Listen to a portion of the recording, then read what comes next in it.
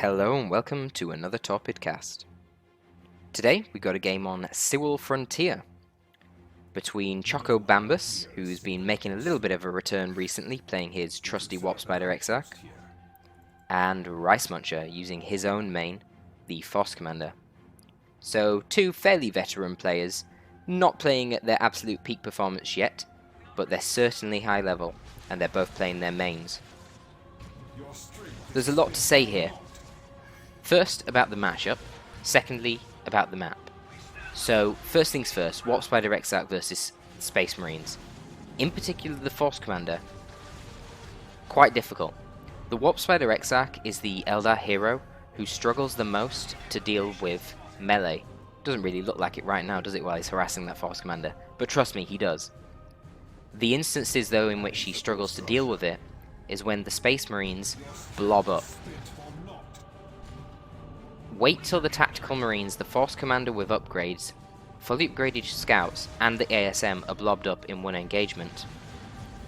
At that point, if they all push against the Warp Spider Exarch's army, he is going to struggle to deal with them.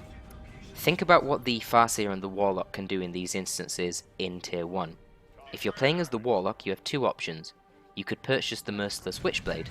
Then you can dominate the ASM in melee, you can drain their energy to deny them the second jump, and you can, hopefully, if you're lucky enough, proc a few specials which will slaughter the ASM.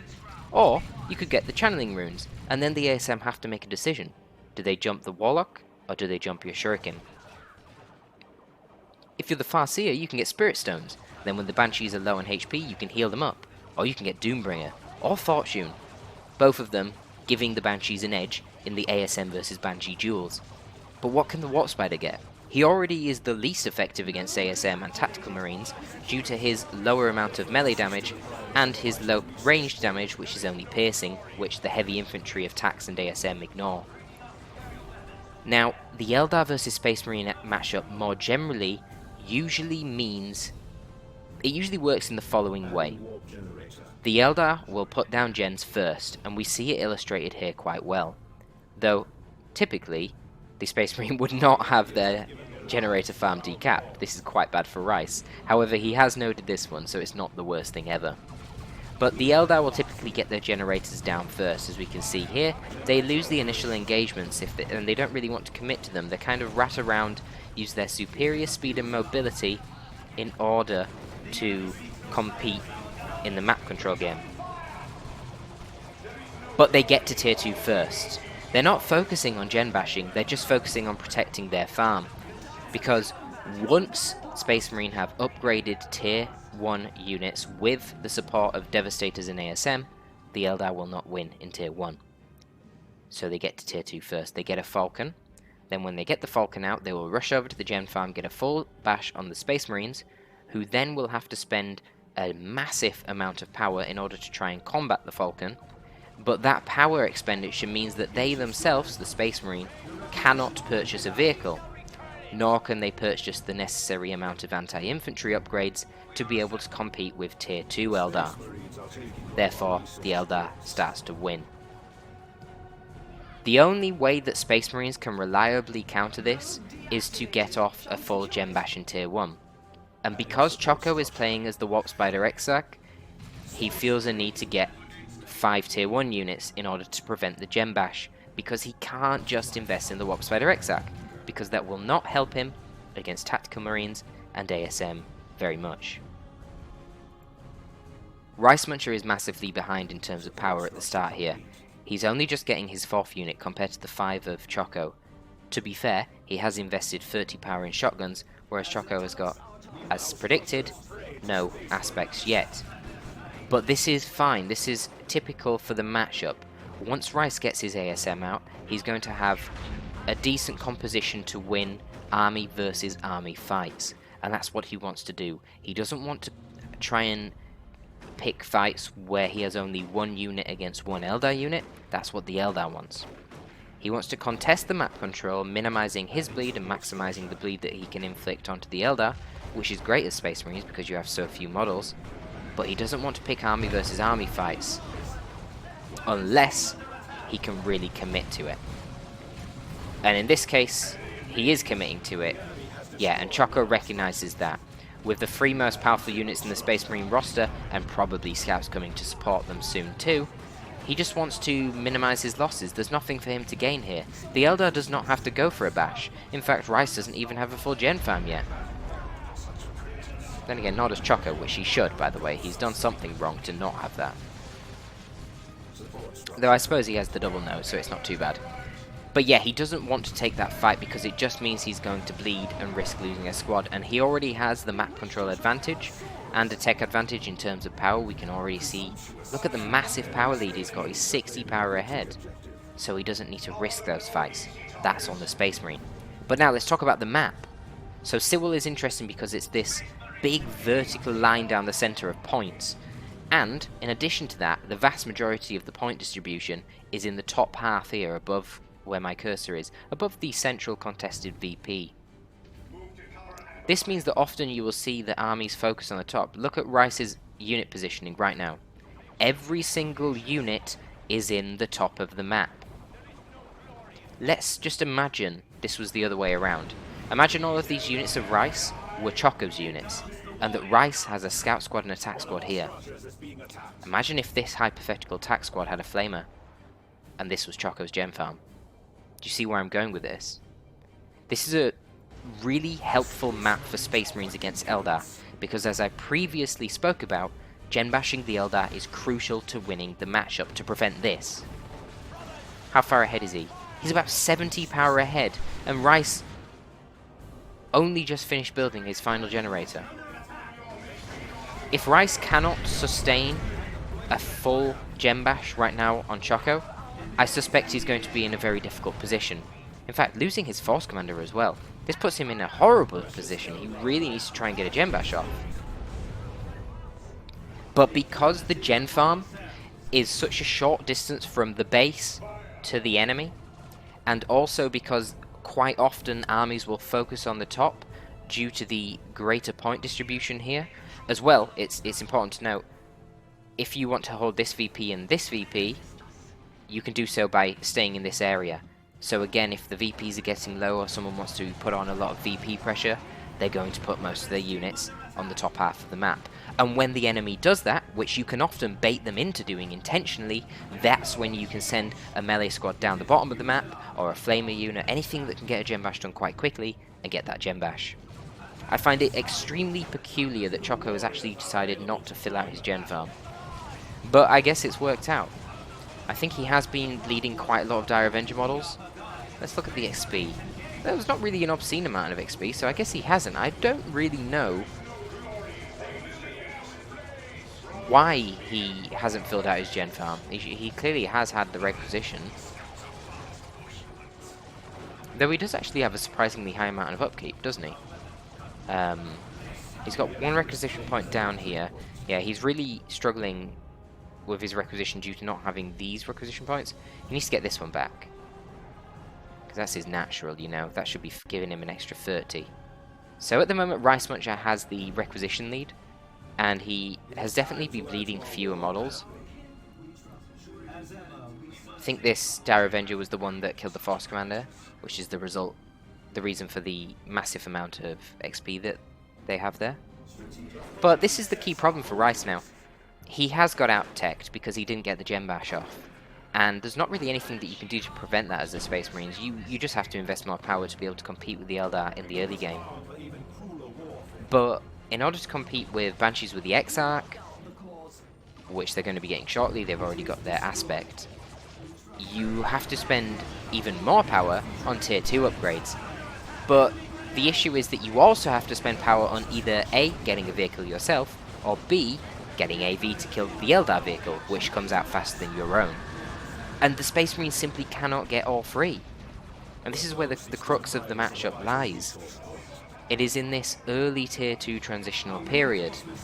Now, I suppose you could argue, well, were Rice better, he would have got the gem bash off. But honestly, against a top level Eldar player, I don't even think it should be expected, assuming equal balance, that you would get a gem bash off. I really don't think that's realistic. I think if you have to do that to win the matchup, that's way too high risk.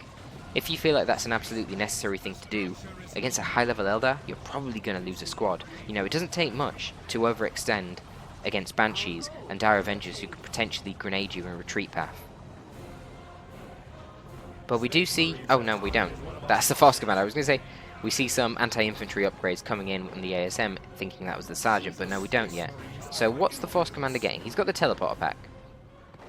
He's going for the Thunderhammer. Wow.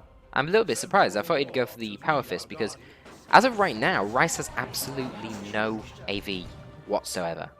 Nothing. He doesn't even have the Melter Bombs. He's going for okay. I think he realizes... Oh, no, maybe not. He's still going for the Thunderhammer. I mean, at this point, I would assume that you have to get something to deal with the Falcon. Because he has literally nothing. Choko's been very cautious with his Falcon usage. But I suppose he can, because he knows he's got the Gem Bash off, so... he doesn't need to exert loads of pressure right now. Yeah, very interesting to see the Force Commander going for the Thunderhammer. Obviously, the Thunderhammer is a superior option in army versus army fights to deal with infantry. But the problem is there's absolutely no AV on the field. So the Falcon can just be completely merciless right now. Dire Avenger's really staying in this for far too long, bleeding loads of models completely unnecessary, even losing the Exarch as well. That was 5 models that died and the Exarch, and somehow Rice didn't even lose a scout model. Even these fellas who lack a sergeant. That was an amazing engagement for him. Really unjustified. Just put the Dire Avengers into the Falcon, and the squad that was knocked over by the Thunderhammer, just retreat that thing. Absolutely no reason to fight so desperately there, keeping the Dire Avengers in and bleeding so many models. So due to all this and the bleed, there is no additional tier 2 squad yet for the Eldar.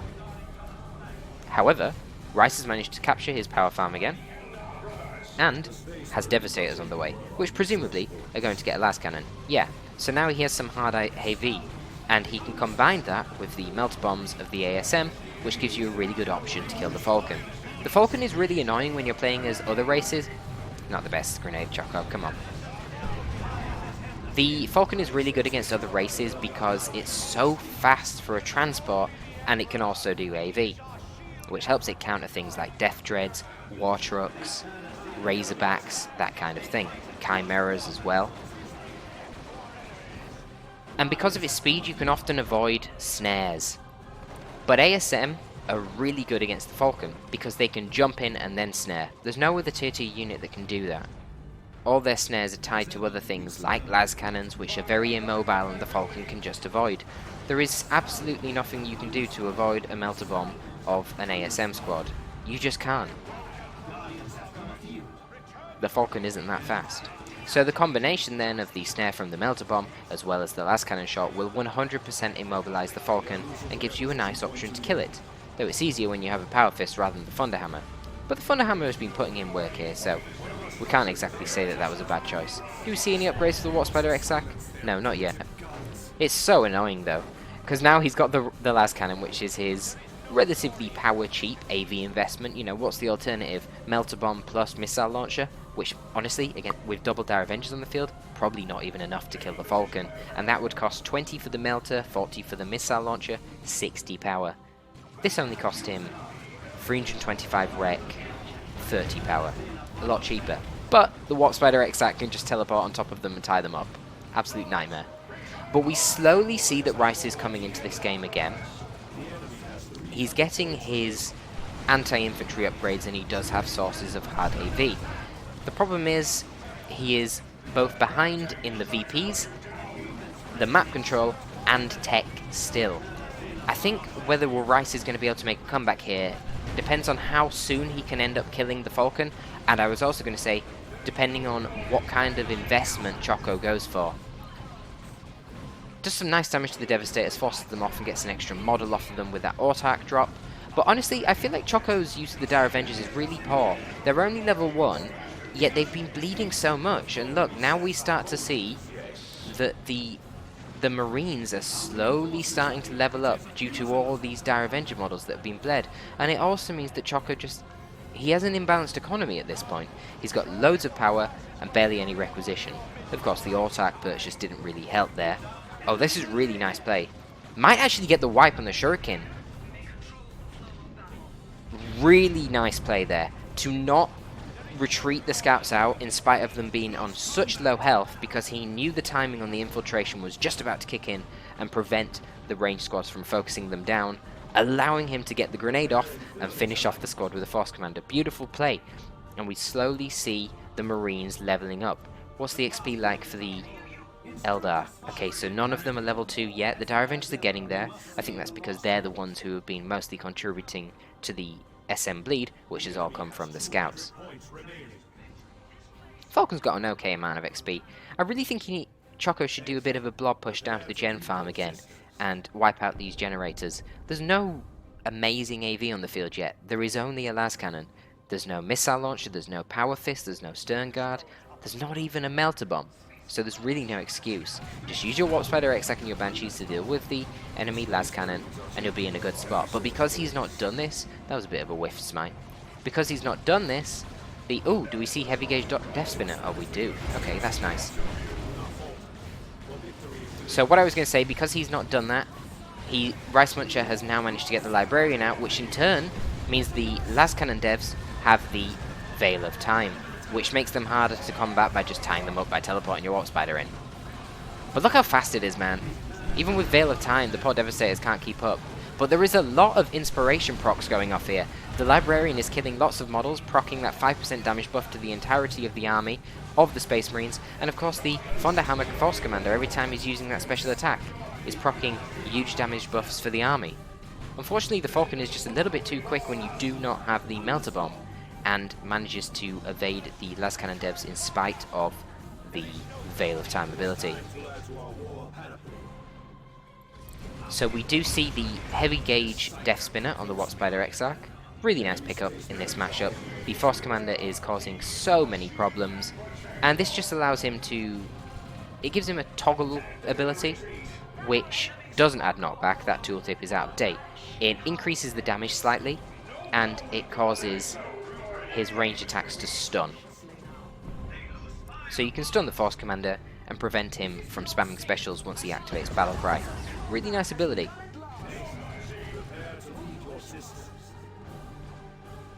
Still level 1 of the Banshees. They've really not contributed too much, and wow, with the quickening of the Librarian and the Force Commander teleporting in, these Banshees need to get out of there. They've not even got their Exarch. Again, another Banshee model killed by the Librarian. That's buffing the Force Commander's damage and the scouts. And slowly Ricemuncher is actually starting to turn this game around because, wow, look at the resources now. He's actually at a resource advantage. That's ridiculous. There is absolutely no justification for that whatsoever. And the way that that has come about is not through map control, which has only just now started to equalize, but rather the Eldar incurring a massive amount of bleed. If I'm completely honest, this is a total throw. The advantage that Choko had early on was immense. But of course, he might not win. Will Ricemuncher as of yet? He's still behind massively on VPs, which is a huge concern against Eldar in general, even more so against the Warp Spider Exarch. We see really nice usage of the Force Commander teleport and the scouts here. I really want to see the Melter Bomb. Oh, he's got it. This could be it. This could be it. The las cannon devs have Veil of Time. All it requires... oh, is that going to be a shot? No, they misfire.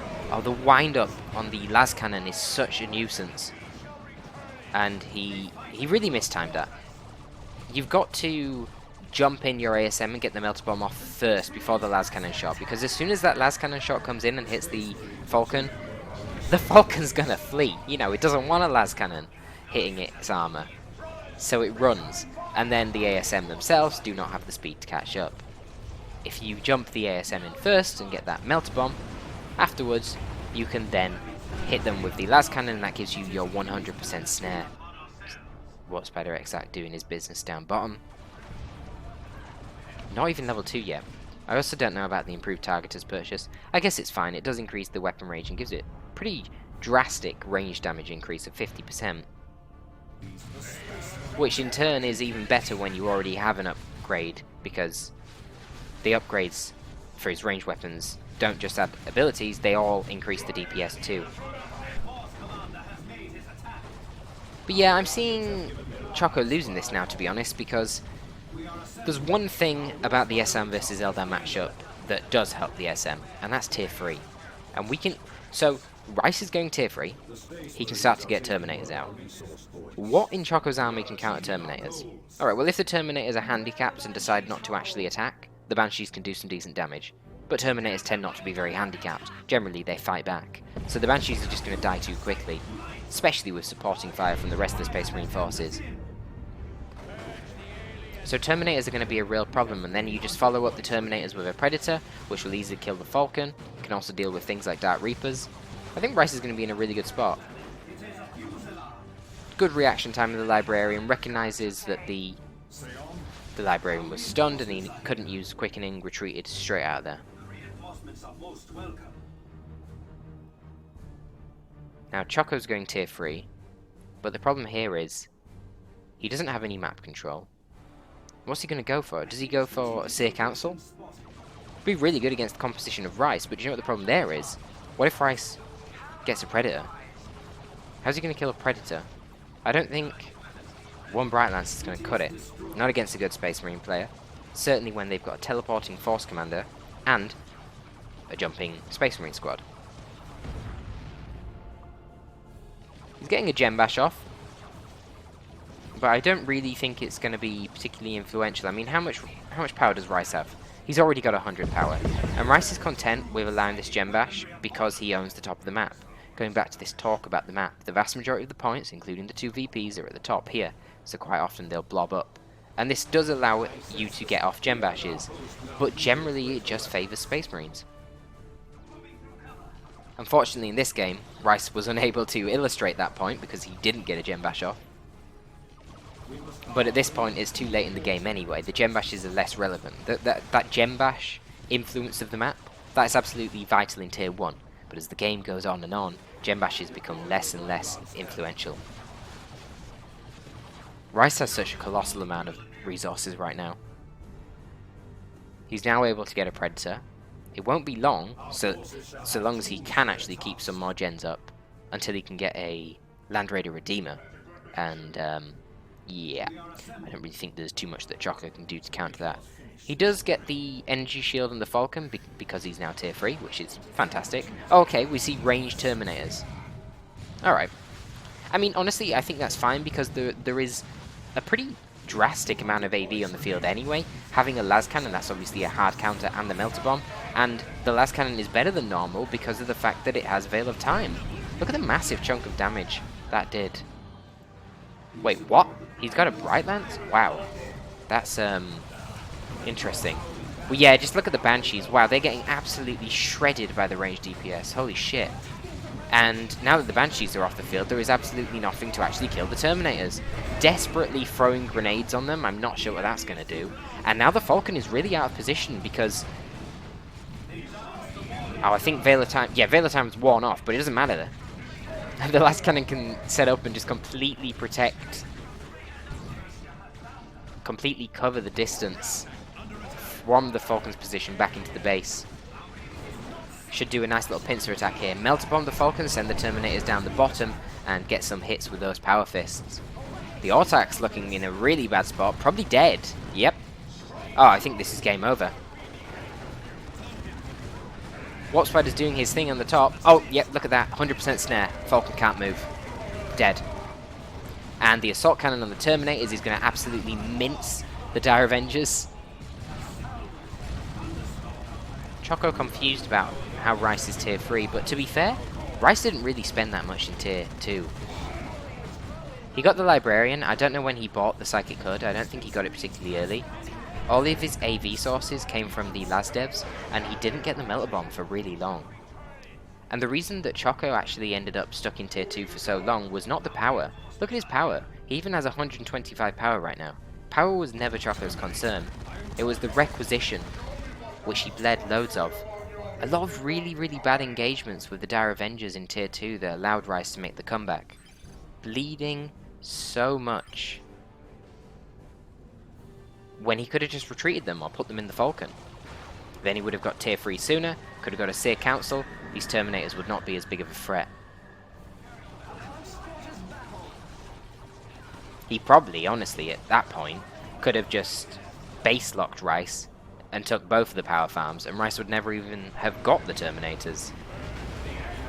I do not see Rice losing at this point though. The Banshees just will not scale well enough.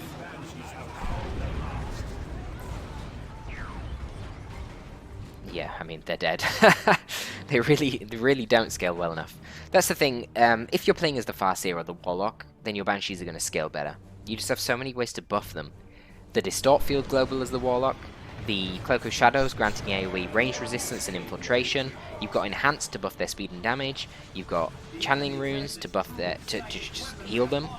The Warlock himself, when he leaps into combat, knocks over enemies, that helps your Banshees do better.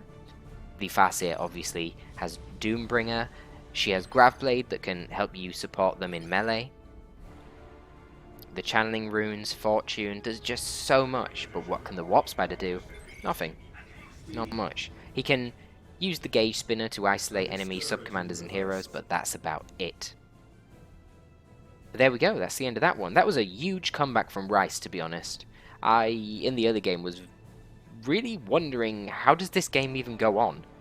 Choko had an absolutely colossal advantage early on, and I must say it was definitely a throw from Choko's behalf. There is no reason why he should have lost this game. Over the cautious play with the Falcon, and really sloppy play with the Dire Avengers in Tier 2. And then he just slowly started to fall behind as the Space Marine units got more and more XP and levels. Let's take a quick look at the levels. So, the Warp Spider had a decent amount of XP, given what the Warp Spider does. You know, he prefers to cap, not fight. Yeah, this Guardian Weapon team did absolutely nothing. Maybe it wasn't even worth going for the second Guardian Weapon team in Tier 1. Maybe a faster Falcon would have been better, but I'm not sure. I think he already got the Falcon out really quickly, and by getting that 5th squad, the second Guardian Weapon team, it just means that he's not putting himself at such a great risk to being gen bashed. Level 4 Force Commander, put in a lot of work with that Thunderhammer Teleporter combo. Nearly level 4 Scouts, even closer to level 4 Scouts, level 4 ASM. Yeah, this is saying it all, isn't it, really? Oh, I didn't actually notice when the Tactical Marines died. Whoops. No, I mean, level 3 Librarian. That's great. Nice to see more Librarian plates as well. But yeah, I think that's quite telling there, looking at the levels. Choko just bled too much, to put it bluntly. Really poor engagement choices. I also think the Autark drop was a pretty bad choice. I think Dark Reapers would have been a lot more effective.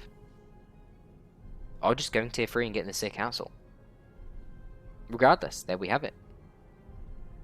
Hope that was an enjoyable enough cast. Got another one with these guys coming up soon. I think this video is probably coming out on Tuesday if things are going correctly. No, this video is going to be on Thursday, and I guess the next video between Choko and Rice will be on Tuesday, so you can look forward to that one. Anyhow, thank you for watching, folks. Hope you have a good day. Torpid out.